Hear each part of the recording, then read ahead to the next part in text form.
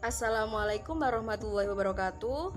Perkenalkan, nama saya Zuni Miftahur Rohmah. Saya beserta kelompok saya akan menjelaskan mengenai pengantar perpajakan. Yang pertama adalah definisi pajak menurut para ahli. Menurut Profesor Dr. PJ Andriani, pajak adalah iuran kepada negara yang dapat dipekerjakan yang terutang oleh yang wajib membayarnya menurut peraturan-peraturan dengan tidak mendapat prestasi kembali yang langsung dapat ditunjukkan dan yang gunanya adalah untuk membiayai pengeluaran-pengeluaran umum berhubungan dengan tugas negara untuk menyelenggarakan pemerintahan. Berikutnya, menurut Profesor M.J. Smith, pajak adalah prestasi kepada pemerintah yang terhutang melalui norma-norma umum dan dapat dipaksakan tanpa adanya kontraprestasi yang dapat ditunjukkan dalam hal yang individual. Maksudnya adalah untuk membiayai pengeluaran pemerintah. Dan menurut Profesor Dr. Rohmat Sumitro SH, pajak adalah iuran rakyat kepada kas negara berdasarkan undang-undang tiada mendapat jasa timbal atau kontraprestasi yang langsung dapat ditunjukkan dan tidak digunakan untuk membayar pengeluaran umum. Adapun pengertian pajak secara umum adalah peralihan uang atau harta dari sektor swasta atau individu ke sektor masyarakat atau pemerintah tanpa ada imbalan yang secara langsung dapat ditunjukkan dan yang digunakan untuk membayar pengeluaran umum. Adapun ciri-ciri yang melekat pada pengertian pajak yaitu pajak dipungut berdasarkan dengan kekuatan undang-undang serta aturan pelaksanaannya. Dalam pembayaran pajak tidak dapat ditunjukkan adanya kontraprestasi individual oleh pemerintah. Pajak dipungut oleh negara baik pemerintah maupun pemerintah pusat maupun pemerintah daerah. Pajak diperuntukkan bagi pengeluaran-pengeluaran pemerintah yang bila dari pemasukannya masih terdapat surplus. Surplus tersebut dipergunakan untuk membiayai public investment. Pajak dapat pula membiayai tujuan yang tidak budgeter, yaitu fungsi mengatur. Selanjutnya adalah fungsi-fungsi pajak.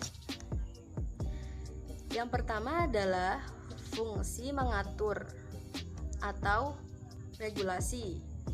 Merupakan alat untuk melaksanakan atau mengatur kebijakan negara dalam lapangan sosial dan ekonomi. Fungsi mengatur tersebut antara lain yaitu pajak dapat digunakan untuk menghambat laju inflasi. Pajak dapat digunakan sebagai alat untuk mendorong kegiatan ekspor seperti ekspor barang, dan pajak dapat memberikan proteksi atau perlindungan terhadap barang produksi dari dalam negeri, contohnya yaitu pajak pertambahan nilai atau PPN. Selanjutnya adalah fungsi anggaran atau fungsi budgeter. Pajak merupakan sumber pemasukan keuangan negara dengan cara mengumpulkan dana atau uang dari wajib pajak ke kas negara untuk membiayai pembangunan nasional atau pengeluaran negara lainnya. Selanjutnya adalah fungsi pemerataan atau distribusi.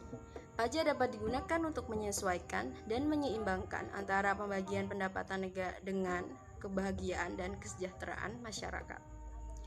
Dan yang terakhir adalah fungsi demokrasi. Adalah suatu fungsi yang merupakan salah satu penjelmaan wujud atau gotong royong dari kegiatan pemerintahan dan pembangunan demi kemaslahatan manusia. Dari keempat fungsi di atas, merupakan fungsi dari pajak yang umum dan biasa dijumpai di berbagai negara di Indonesia. Pemerintah lebih menitikberatkan dua fungsi pajak sebagai pengatur dan budgeter. Lembaga pemerintah yang mengelola pajak di Indonesia adalah Direktorat Jenderal Pajak atau DJP yang berada di bawah Kementerian Keuangan. Selanjutnya adalah kedudukan hukum pajak. Dalam pasal 23A Undang-Undang Dasar 1945 dinyatakan bahwa pengenaan dan pemungutan pajak untuk keperluan negara berdasarkan undang-undang. Jadi, segala tindakan yang menetapkan beban kepada rakyat harus ditetapkan dengan undang-undang melalui persetujuan DPR. Hukum pajak merupakan bagian hukum publik, mempunyai ruang lingkup yang luas, dan memuat unsur hukum apabila hukum pidana dan peradilan seperti yang dimuatkan dalam Undang-Undang Nomor 14 Tahun 2002 tentang pengadilan pajak, memuat unsur hukum perdata seperti penghasilan, kekayaan, perjanjian penyerahan hak, dan lain-lain. Pengelompokan pajak. 1. Menurut golongan. A. Pajak langsung, yaitu pajak yang pembebannya tidak dapat dilimpahkan kepada pihak lain, tetapi harus menjadi beban langsung wajib pajak yang bersangkutan, misalnya PPh. B. Pajak tidak langsung, yaitu pajak yang pembebannya dapat dilimpahkan ke pihak lain, contohnya pajak pertambahan nilai atau PPN. Menurut sifatnya, pajak subjektif, yaitu pajak yang berdasarkan pada subjeknya, yang selanjutnya dicari syarat objektifnya, dalam arti memperlihatkan keadaan diri wajib pajak, misalnya PPh. B.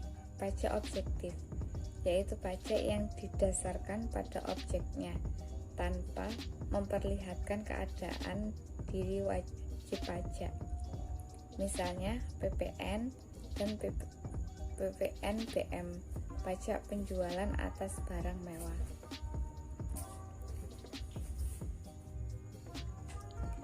Pengelompokan pajak menurut pemungutannya. A. Pajak pusat, yaitu pajak yang dipungut oleh pemerintah pusat dan digunakan untuk membiayai rumah tangga negara. Contohnya adalah PPh, PPN, dan PPNBM. Dan bea materai. B. Pajak daerah, yaitu pajak yang dipungut oleh pemerintah daerah dan digunakan untuk membiayai rumah tangga daerah.